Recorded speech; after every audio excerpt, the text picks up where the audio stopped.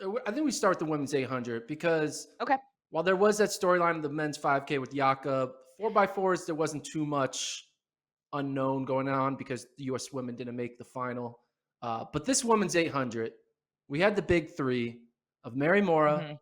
Keely Hodgkinson, and Athing Mu. You also had three Americans. So Raven Rogers and Nia Akins were also in that final. It was looking to be an incredible finish to a unique season for the women's 800. Mhm. Beginning of the year, Keely Hodgkinson owning the indoor 800. Then Mary Moraa comes up hot in the spring season and starts getting a few very notable wins. And you're like, hey, Mhm. maybe Mary Moraa is the one in line to challenge Athing Mu. And this whole Mhm. time, there was a question mark around Athing Mu from her not running Mhm. a lot of races, from her doing the 1500 at trials, from there being a potential, hey, maybe I won't even do Worlds. But then she shows up at Worlds, looks Mhm. phenomenal in the first two rounds. And so you Mhm. think, hey, this is Mo's to lose. Mo's got this. Back to back global titles. She's going for the three in a row. And she ran a very solid race, 156.6.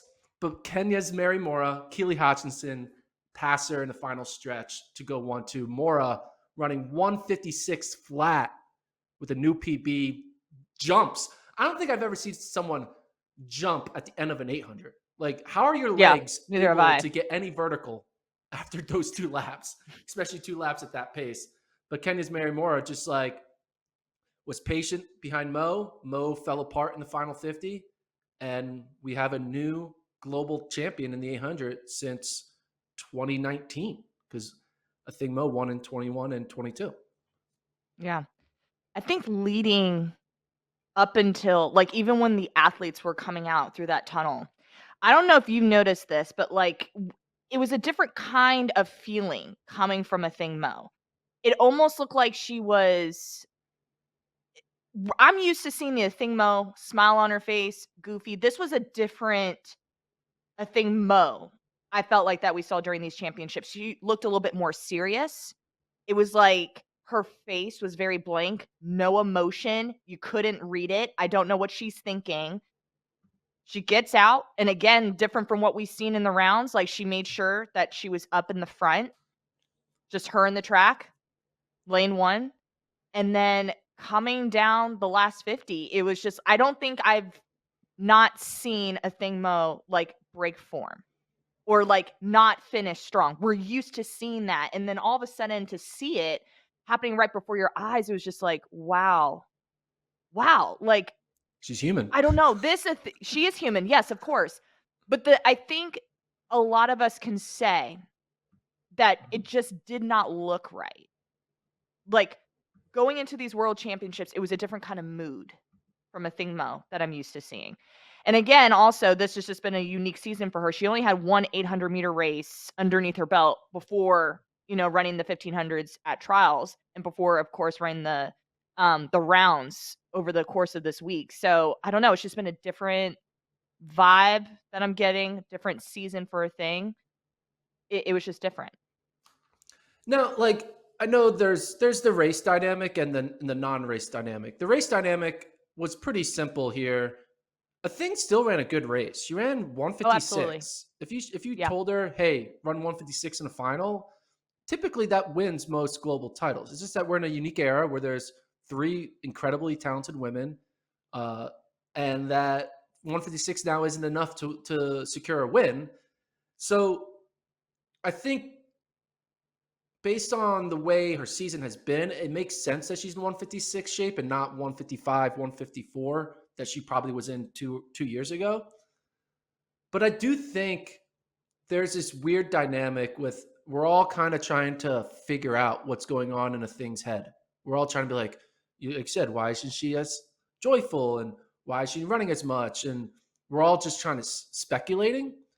I so I'm going to add to that speculation. I think that when you're so young and you win Olympic gold, and then you back it up with another global title, Mhm. And you just have had all of this success that people work 10 years to achieve, and she gets it in her first two attempts.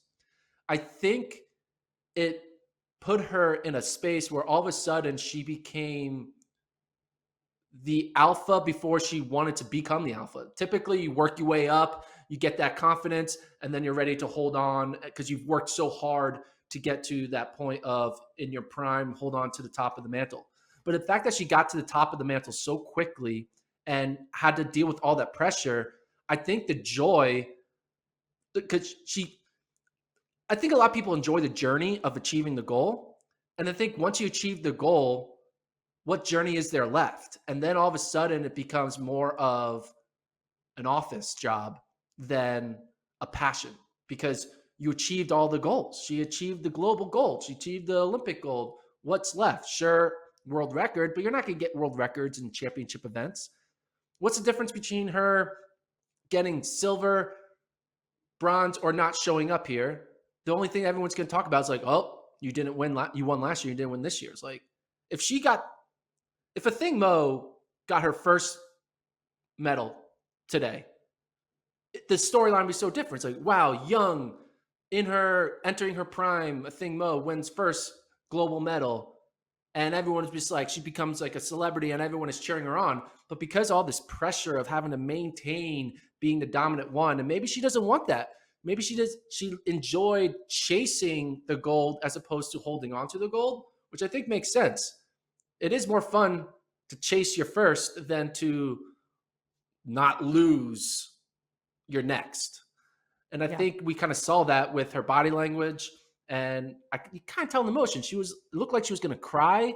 And I think she wanted to cry for not winning, but then she also wanted to cry because it's like, why should I be upset about not winning? I got third. I got a medal. I Yeah. got gold, gold, bronze. Why should I be upset about gold, gold, bronze? Everyone would trade gold, gold, bronze for anything, right? So I think there's a Right. lot of weird mixed emotions that she was going through with like dealing with that.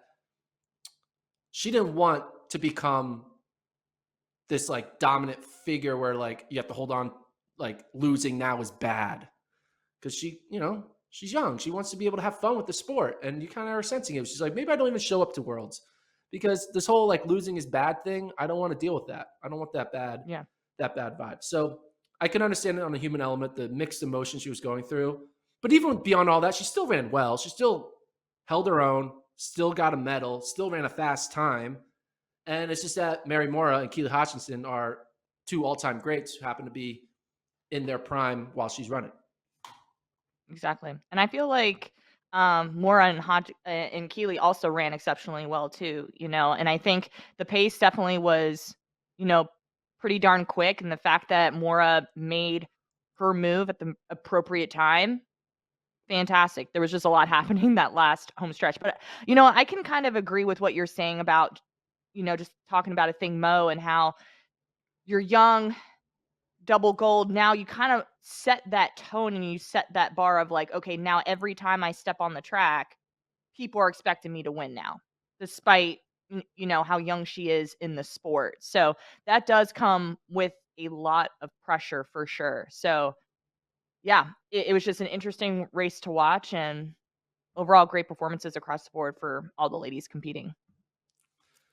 I think this will be good for her going into 2024. I think imagine going to 2024 where she has to like try to go 4 for 4. It's like, whoa.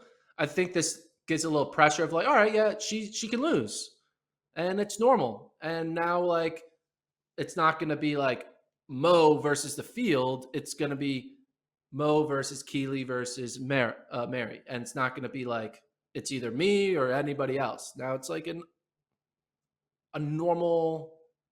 It's not me versus the world. It's more me versus individuals, which I think is a Hmm. more healthier way for her to mentally approach a race, as opposed to be like everyone wants to beat me. It's like no, everyone wants to beat Mary now. Everyone wants to beat Keely, and everyone wants to beat you. You're spreading out who wants to beat each other. Uh, Hmm. but tactically, I mentioned it 2 days ago. I was like, how do you beat a thing? This was how you do it. If it was slow, a thing wins that race. If it was like 157, 158, thing win. But because they made it honest, you kind of rely on can she hold form in the final 50? And we found out 750 meters in, her form started to struggle, and Keely and Mary were able to both take advantage of that. And Mary Mhm. more especially because she had the perfect sight line to get past Athing Mo. Mary Mhm. Moraa, though, 156 flat, jumping at the finish line. She is primed to run a fast time, a flirt with a low 155, 154. Because, like I said, Yeah. jumping after 156, how are your legs doing that? Like, you Yeah. should be collapsing on the track and not be able to jello legs, not be able to move for 20 minutes. Mhm. I think what's interesting though, the way how you just talked about how you take down a thing Mo led that whole entire race. That's another thing. Like she took full control of the pace. 56, I thought 56 flat first Yeah. lap. So yeah, I don't know. That's just an interesting perspective there. Yeah, that's true. You could argue maybe if Athing Mo doesn't do that and Mary or Keely don't have the guts to do that, Raven Rogers takes it out in 58, and then maybe Athing Mo wins it. But you got to respect Athing Mo to be like, not overthink it and be like, strategically, it's best if I let someone else do all the work and then I take advantage of their work. She's like, no, I'm very talented. I'm just going to run my own race and see what happens. So I respect her not overthinking it and trying to strategize the win. She's just like, run fast and see what happens. So, Mhm. but you're right. But I do think though, Mary and Keely, you would think if Athing didn't do it, they would have done it, or at least one of them would have done it. But once they saw Yeah. Athing do it, like, okay, you got it. You're going to make sure it's 56, 55 opener. Okay, we're good.